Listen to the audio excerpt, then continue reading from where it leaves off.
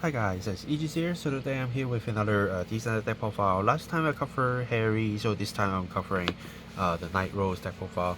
So like Harry, this is my actual first time to play Nightrose since she releases for like that long. This is actually my first time. I haven't even like randomly pick up a V deck or pick up a G era deck that is Nightrose to play. Uh, there's so many other things that I actually need to find no matter what, so I'd rather save my resources for something else. For example, in the past, if you are looking for column board, it's not that easy, especially in Hong Kong. We don't have that much copies, and uh, it's not that easy to get stuff directly from Japan, which compared to now is quite easy. So yeah, there's a lot of reasons. So now, since I am a Stoichia main, I basically have every single card in Stoichia that I need, except for some promos maybe sometimes, just because I haven't get them yet. So it makes me easier to just adjust the deck to whatever I want. So here we are, and this is my kind of still day one deck list. So I play around with it a little bit, make a little bit adjustments. Uh, Also trying to reference on what I like from different deck lists, and this is what I am at for now.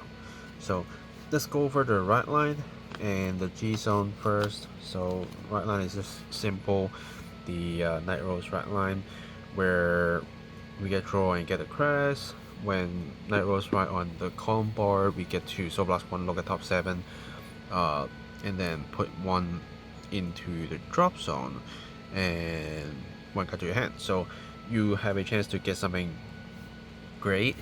And column board is also a good attacker, because for our G zone we only have 4 of the Nightrose Stride and the Obadiah here, where unfortunately we don't have more than 3 attacks for now, unless we go into the Grateful Nightrose, which you have 5, and you have to call units with a different name. So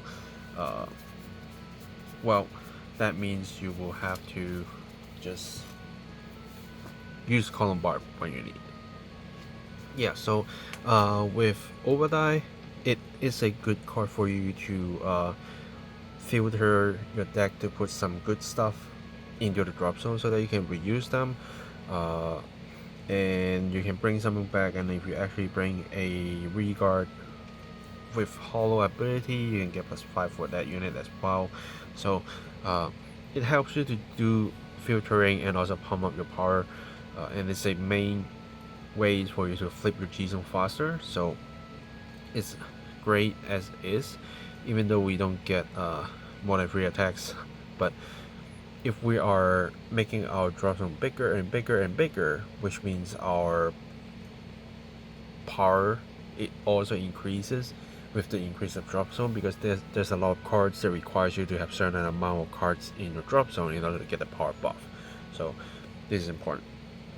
And then when we go to the grade 4 Nightrose, we can basically bring out 2 more attackers when the Nightrose attacks. And if you have 15 more of those cards in your drop zone, those units will get +10k. If 10 or more, this unit, Nightrose itself, will get the crit. So it's threatening, but you always want to wait until you can bring 2 back and give them power so that they can still hit, because not like other kind of stride decks that your Regas can gain a lot of power. In this deck, they don't actually get that much power unless you really work hard for it. For example, column board is only +5, and then assume you have 2 face-up cards in order to go to 3v2 to actually utilize the effect. Means it's extra +10k, so it's +15 is only a 25. So without the restand, well, without the +10k on the multiple attacks, it will be a 25, and it's not big enough. 35 at least is slightly better, and we are talking about without boosting, because we never know, and we just assume the smallest amounts as we can. So as said, I do think it is better for us to keep a 35-40 attack compared to a 25. Right. So the main deck, let's start with Fremont Nightrose, because you want to make sure you get access to Grade 4 Nightrose, which is very important. And then we have one Night Storm. You just need the one. I even tested without it, but because the Grade 4 Nightrose requires you to call 2 Grade 2 or higher units with different names, so you can't go for the same unit and you want different choices. And Night Storm is the one, because you can simply just get plus 10k if this unit is in hollow states, and if you use him to strike, you get to draw 1 card back. So just a good trade-off, because you're always going to revive him if you need the extra 10k power to push. So yeah. And then for more of the draws, we have the Strike support, Sea Strike Dragon, and Lagoof. So this is not only a draw power card for you when you ride your Grade 3 using a ride deck, and then when you strike, if you ditch this card, you get to draw 1 back. But you can also, by Soul Blasting 1, to choose a Grade 2 or higher card with a different card name from this unit from drop and add it to your hand. So it can be your Nightrose, so that you can get prepared to go into the Grade 4 Nightrose, or even just use the Nightrose to do a normal stride, right? Or you can also try to pick up cards like Reiji. You can also consider to pick up cards like our Parting Shade. I think that's what it's called. No, not Parting Shade. It's the other one. It's the Marauding Shade. Which is your key defenses and also attacker. As long as you have 10 or more cards in your drop zone, it's a plus 10k, and also a plus 10k shield, so it's a lot of defenses, right? So this card definitely is a key card in your deck. I put free because main reason is I do want to have a lot of this, but at the same time, because the Grade 4 Nightrose not allows me to call 2 of this guy out, so I need to leave some spaces for different options, so I make sure I call 1 of it, and then the other one can be something else, right? So yeah. And for Reiji, I did try it at 4, but then I feel it is very kind of heavy in this build, because I always draw into my Reiji, and I don't want to hollow it yet, and if I don't hollow it, I don't get to call stuff, and it's kind of a waste, right? And I have so many ways to get him to the drop zone, or at least keep drawing my cards, keep milling my cards with my Nightrose. So there's a lot of ways for him to go to the drop zone, so I don't need too much, and I rather just play this out, let your opponents to pop it, so that you can bring it back to be a lot stronger. So yeah, I only running 2 Reiji, and then running 3 other shades, and then 2 Brave Shooter for the extra draw, because I need space for other stuff, so I don't get to put a lot of this card in. And then the Flower Shop combos, so the Grade 2 that searches the card, and also the set order itself, so that you can reuse, because we can reborn our units and then just use them for better purposes, for guarding. And then going to Grade 1s, we have Vilanda, mainly as a great booster. Of course, the Lock 5 mil one is great, but the extra 10k boost is actually what Nightrose needed before you go to your Grade 4 Nightrose. because you do need a very high power if you're only doing 3 attacks, which is kind of similar concept to Saga, where we are only doing 3 punches in early stage Saga, and if we are going to play Saga, which means we need to have a big attack or something that is threatening with crit, so that your opponents need to keep dropping cards. If not, they will keep a big hand for the rest of the game, and you will never get to break through the guard, maybe once with the OT, but unless you really push that hard, else they can just take a OT and still win you. So you still need the high power, and Philander is the card that you definitely want to go for. And then I have my little friendship maiden, a friendly maiden, Albina. So she can bring me great ones. She can bring me order cards. So order cards including the flower shop as well. And it didn't say normal orders, so I can use set orders. I can also pick up the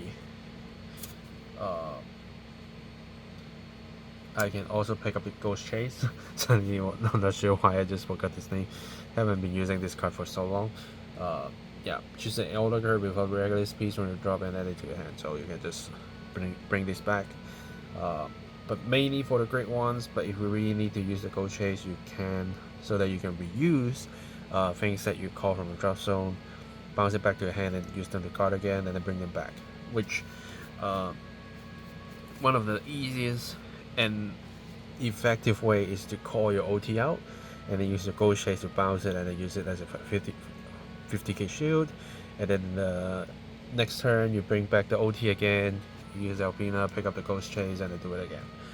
So well, and you can like kind of having some good shield value, which I think is very important for your survival. Again, we are doing 3 punches, but then this deck is supposed to make yourself very, very tough, unless you get extremely early rush and extremely bad luck, which I have faced. For example, I am at my grade 2 states, my opponent's going first, they go into grade 3, they double crit me to 5, and then I ride into Nightrose, and that's the end, right? Because I don't even get the time to build up my resources. Or another friend of mine who is so good at pulling OT, every single grade 3 first ride, first attack, he pull the lyrical OT. Not only that, it wastes me and a PG to survive, and every single attack suddenly plus 20k. So yeah, you just can't survive this kind of luck. So well, but that's my kind of my daily life, so I have to make sure this deck is very, very, very tough in order to fight against those monsters. So yeah, that's me. And then we have our Negrobone for the draw, which is great as long as it boosts something that appeared from a drop zone to Riga Circle this turn. You can pop him to draw 1 after the battle ends after this card boost. So yeah, it's good for your early resource grinding, but once you're starting to go into your push turn, you go for your Philander, and that's why I have more Philander than the Bone, so that I can actually have access to Philander a lot easier. And Philander kinds of also help me find the Bone by looking 5 to put 1 into the drop zone. So yeah, and then just 1 Tommy Brothers as an extra help out if I need. But if you do want, you can switch it to another brave shooter. But I just want to increase my chances to find my Nightrose, just in case I need that, rather than just go back to Obadiah again, because I can only use it basically like 3 times max. So yeah, I just want to make sure I have my Nightrose in hand always ready. That's why. And then PGs, I'm using just the PG from the deck to keep it simple. But if you want to use the placeholder, you can, because we definitely see a lot more Nightrose definitely Surrender is still around. Lord is kind of still around. Harry, unfortunately, I didn't see too much, but I think it's also around still. So if you want to use that, you can. But there's still a whole bunch of Shoujo Doji that is not great for. So if you want to use the unit PG, I think it's still a okay option to do. And you can still use your flower shop to kind of use it to help you out. So not bad, I guess. Triggers, so far I'm using the Stoic OT, but there are other OTs that you can use. For example, the Fire OT if you want your Regas to punch multiple times, Water OT if you want to pick something back. The Dark OT kind of works too if you really kind of lost heavy and you want a backup plan to heal yourself. That's great. Light OT, I don't think it works because every punches of yours is so big that it's baiting a PG. That's the purpose. And yeah, I think that's probably it. So Fire OT, Stoic OT, Dark OT, Water OT. Yeah, choose from these four and you should be fine. And then for crits, I didn't too focus on the sewing crit, but I'm running 8. So if you don't have any sewing crit, just use normal crit, is fine. I'm not putting it into the sew. I use it to guard, so doesn't matter. Trying to get fronts and normal heals. Normal heals is definitely fine. The meta is too hard to guess, so don't, in this build at least, keep at least base, power, guarding, and then use the front as a 20k to help you out a little bit more.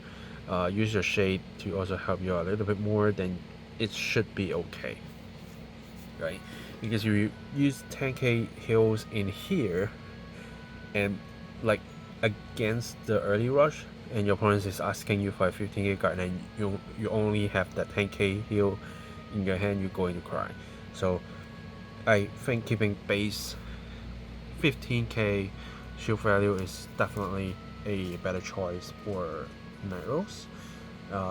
And again, don't need to focus on this, it's fine, but if you really want to have 4 in here, you can, but I so far don't see the need to.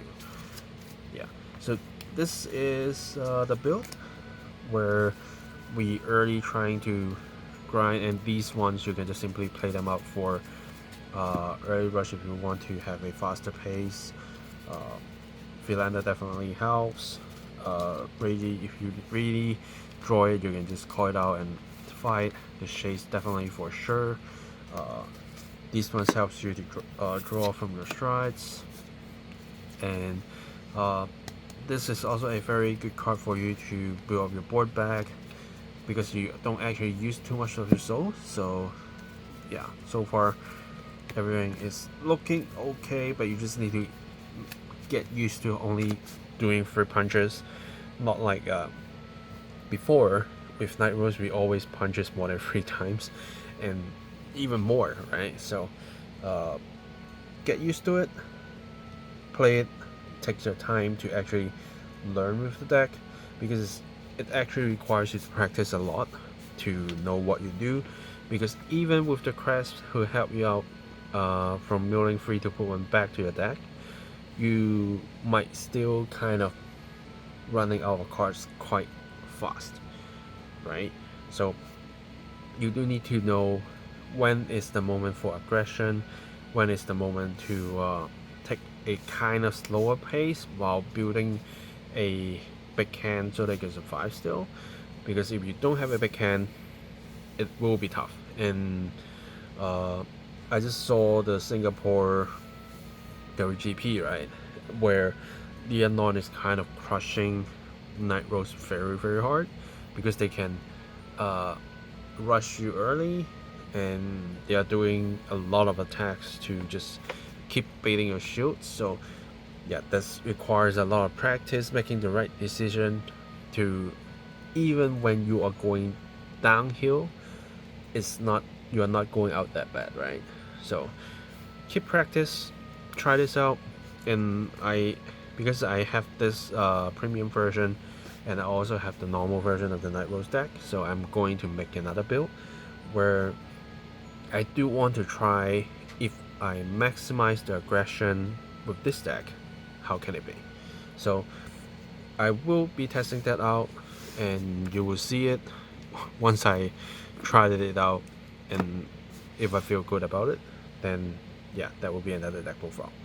Yeah, I think that's it for this deck profile. Subscribe for more deck profiles, unboxings, and deck fights. Like this video if you like this deck profile. I think that's all for today. Thanks for watching, guys, and I will see you guys in the next video. Signing off.